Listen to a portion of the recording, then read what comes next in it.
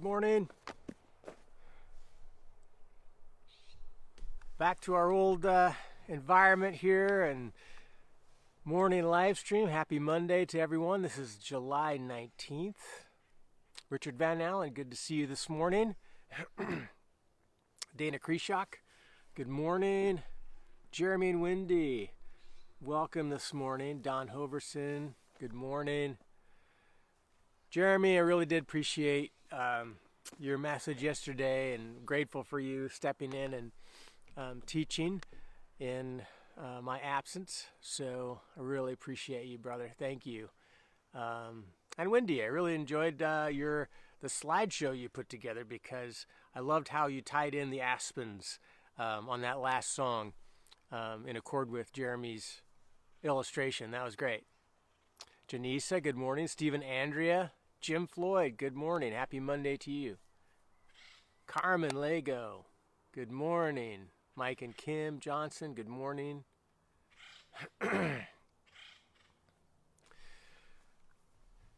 Yeah, Martha and I had a week away up at Anchor Bay, and which is on the coast between Bodega Bay and Fort Bragg.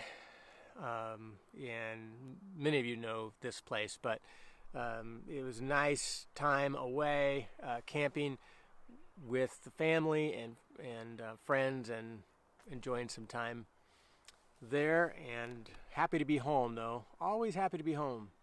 Marcy, good morning. Good to see you this morning.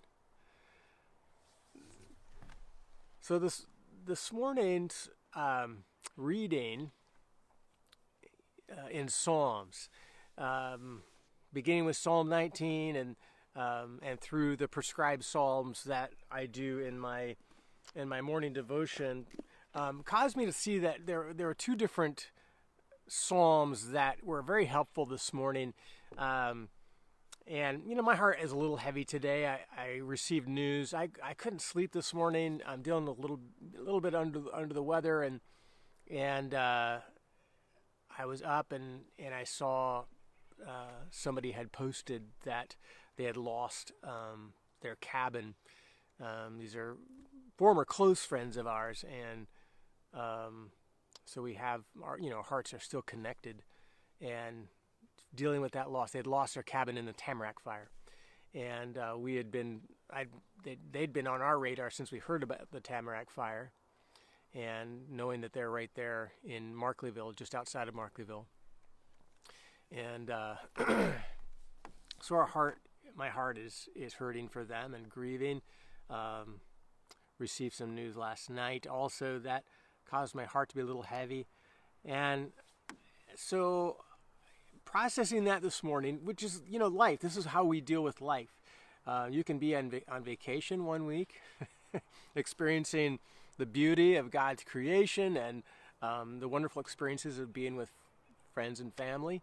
And then you just have to deal with life.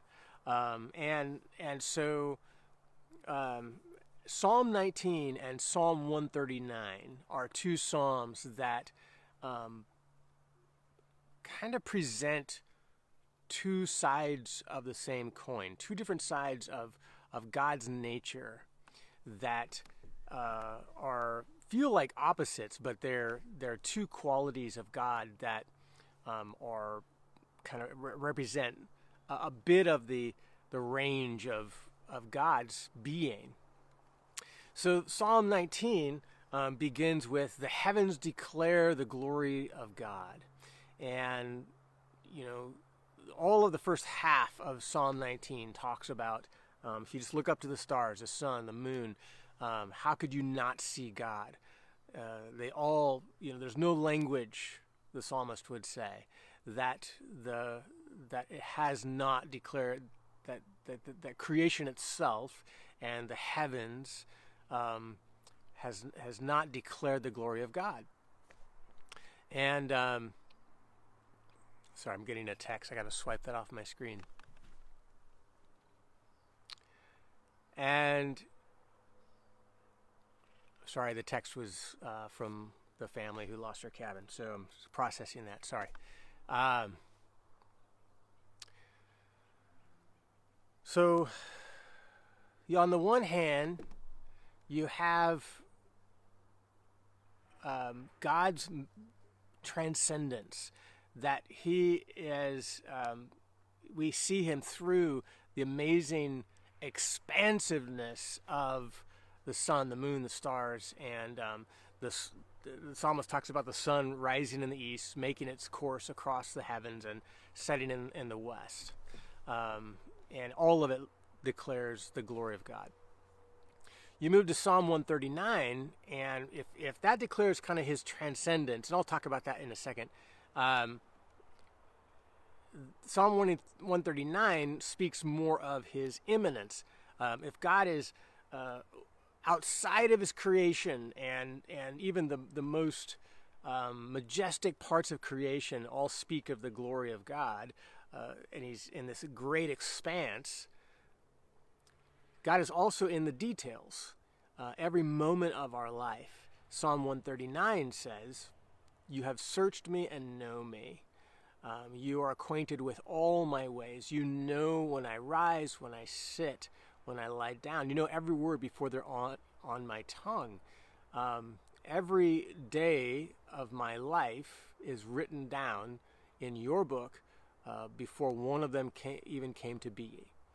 This is the intimate knowledge of God with His creation, with us in particular. God is into the details of our life. The Gospels tell us that every hair on our head is numbered. If God knows all things, He knows when a sparrow falls to the ground, perishes. How much more is He concerned about His loved ones, His children, and our day-to-day thoughts and the things that we're feeling. And so two thoughts here that I want to present that these Psalms brought comfort to my heart today is that, one, the sun is still going to rise every day. I love the fact that God's creation speaks to the fact that God will make a way. Just because we experience some difficulty and pain and grief and loss, the sun is still going to rise. It's going to make its course across the sky, and it's going to set. And it's going to do it day after day after day, and we can count on that. Much of life is unpredictable for us, the highs and the lows, and the gains and the losses. But God is someone that we can count on day in, day out. And just as this season will pass and give way to another season, God is moving things forward.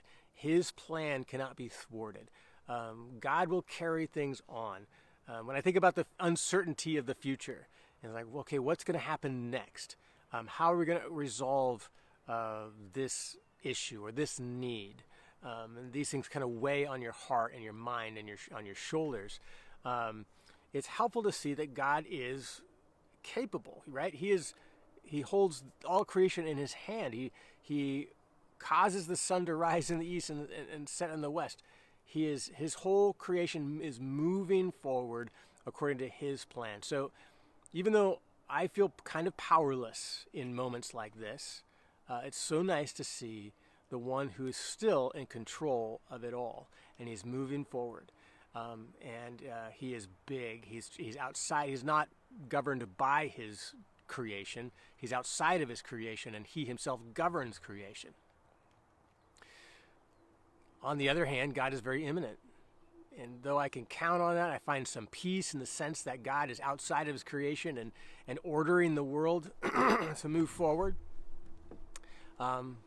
I'm confident He knows my heart, and He's right here with me.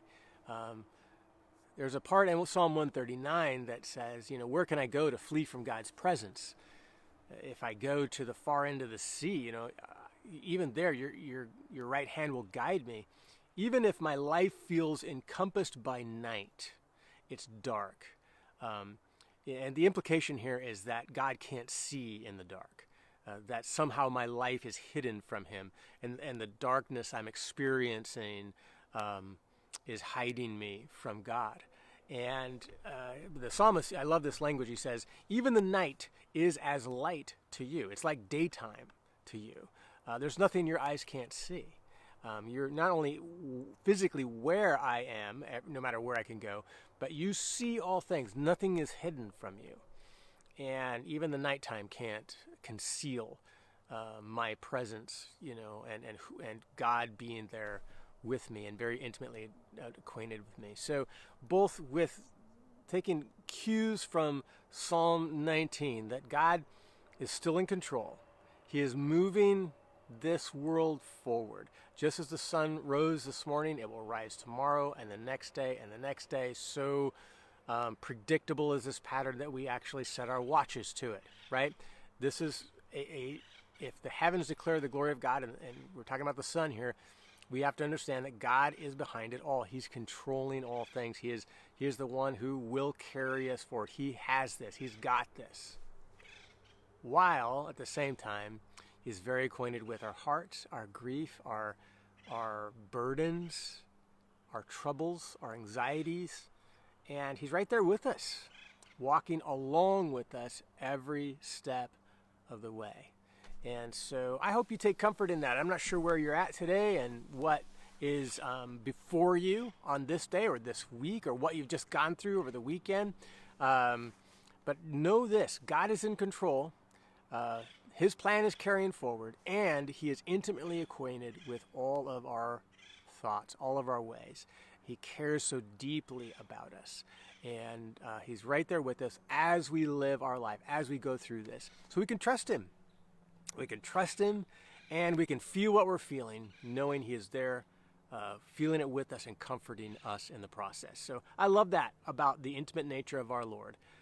He is both outside of creation, but He's also very immanent, very close to us every step of the way. So carry that thought with you today. I encourage you to read Psalm 19, Psalm 139 today if you haven't. If you're, it's going to be encouraging to you. So Lord bless you. Praying for you today, and I will see you again tomorrow morning.